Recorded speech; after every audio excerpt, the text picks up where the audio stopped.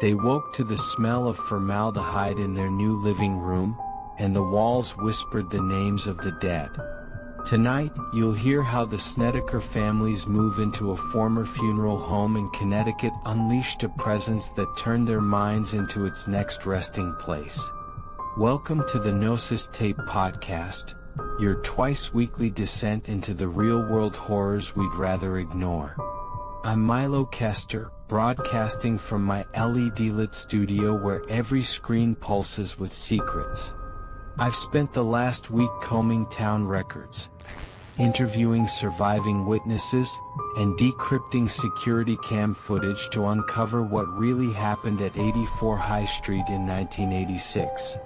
If you've ever wondered what shadows linger in rooms built for the dead, hit like, subscribe, drop a comment and share, because your curiosity might just be the invitation the spirit needs.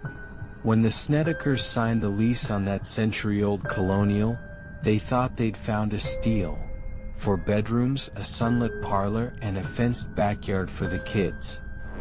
What they didn't notice in the realtor's brochure was the stained glass panel above the front door showing a weeping angel, the same design they'd later see in their nightmares. The first night, Lisa Snedeker woke to the soft scrape of boot leather on hardwood. She told herself it was the house settling. 3 nights later, her daughter Michelle screamed in her sleep, clawing at the ceiling in a haze of sweat and terror, whispering a name no one in the family recognized. That name was Elias Barrett. He'd been the resident mortician in the 1940s, known for his meticulous work, but neighbors remembered something else. A half-heard chant echoing through the mortuary at midnight, a lullaby for the dead, they said. The Snedekers dismissed it all as local legend until their security system, a ring of discreet doorbell cameras, began capturing guests arriving at all hours. Faint figures in period clothing would step onto the porch, an undertaker's coat, a black veil, the glint of a hearse lantern. The cameras recorded them so clearly you could see the white powder of their faces, yet when the Snedekers reviewed the footage on their control panel, every timestamp flickered backward by 2 minutes, as if the house itself was erasing moments of intrusion. Inside, things deteriorated faster. Tom, the father, complained of phantom pressure on his chest, like a hand pressing him into the mattress at night. His breathing would ratchet up into that uncanny, machine-like rhythm you feel when an alarm cycles in the distance. Steady, unrelenting, impossible to ignore. He kept the pulse oximeter by his bedside.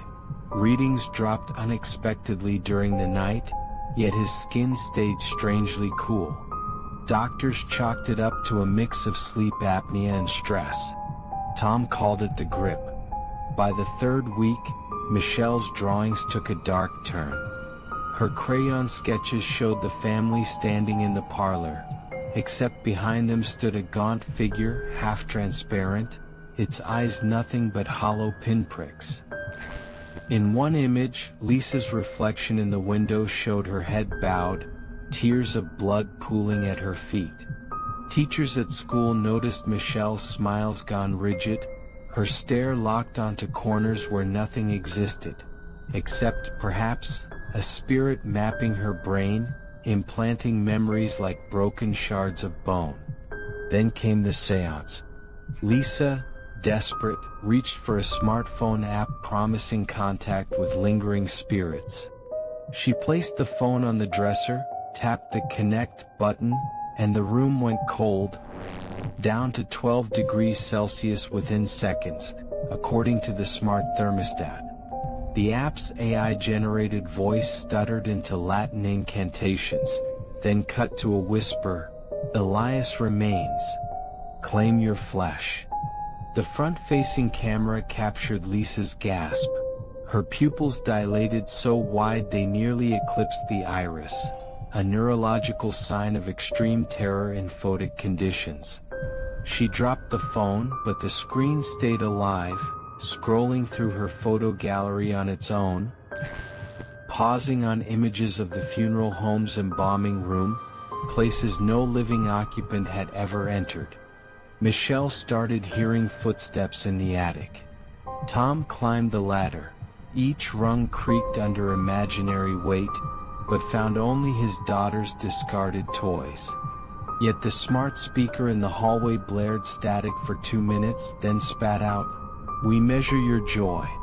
We hunger for decay." The voice was neither male nor female.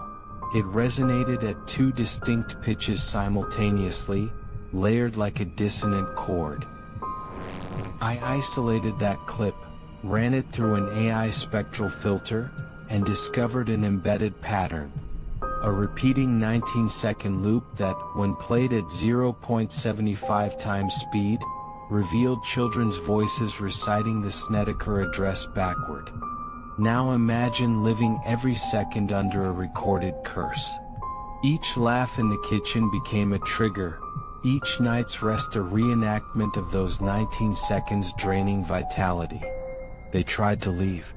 They packed boxes, called movers, and drove away.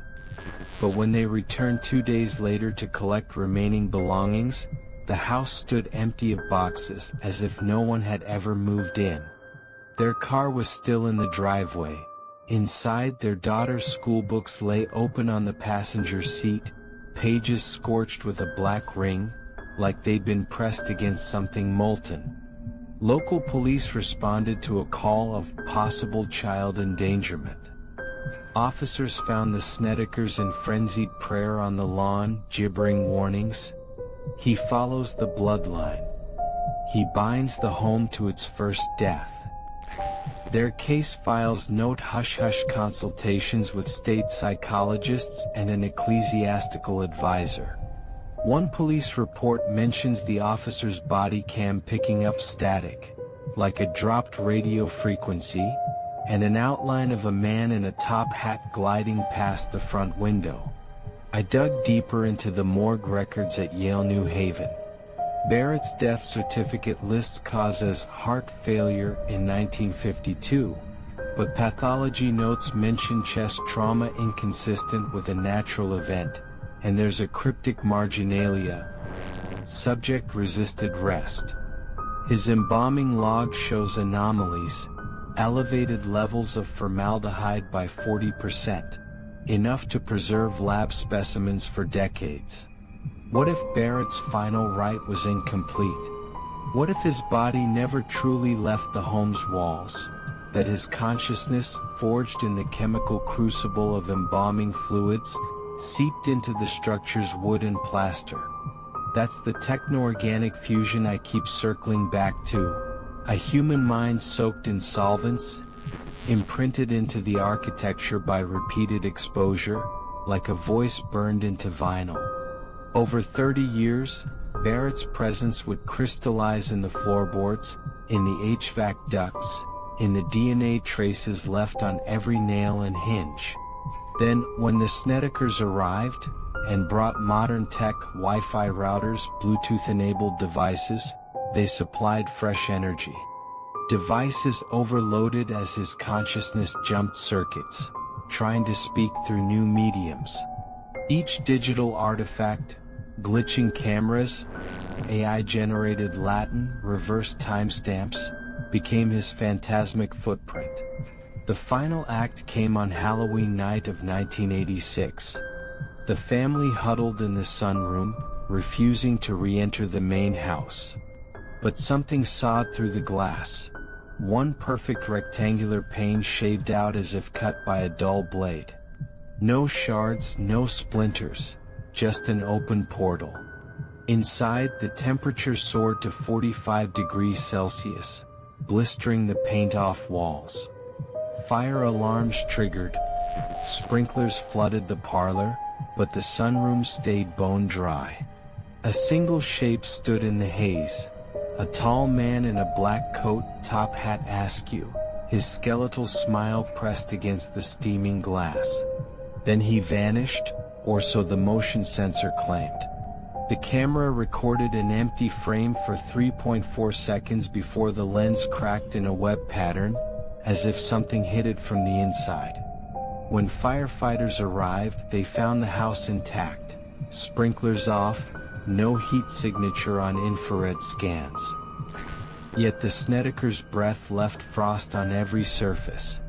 They were not evacuated, they fled on foot, abandoning decades of possessions and never returned. No real estate agent has dared rent 84 High Street since. So here's the question that haunts me as I sit in this LED glow. Can a mind born of chemical preservation transcend flesh? Can a person dissolved into solvents become a parasite in wood and wire? If Barrett's consciousness survived embalming and mutated through architecture into code, then where does it end? In that house or in the cloud? Because I've archived every clip, every audio file, every motion sensor log. And if you stream this, you're inviting that presence into your own network. Each play, each share, each rewind, feeding the same 19-second loop until it learns your patterns, imitates your voice, and whispers your address backward in your own ear. If you feel a pressure on your chest tonight, if a name lingers on your lips that you never spoke, don't fight it. Lean in. Because the real horror isn't confined to a funeral home, it's in the spaces between our code, our screens, our memories. It's the chemical trace of a man who couldn't rest, now awakened by our obsession. If your smart speaker names your house number before you do, don't unplug it. Sleep light, because whatever you deny might already be inside you. I'll see you after the echo.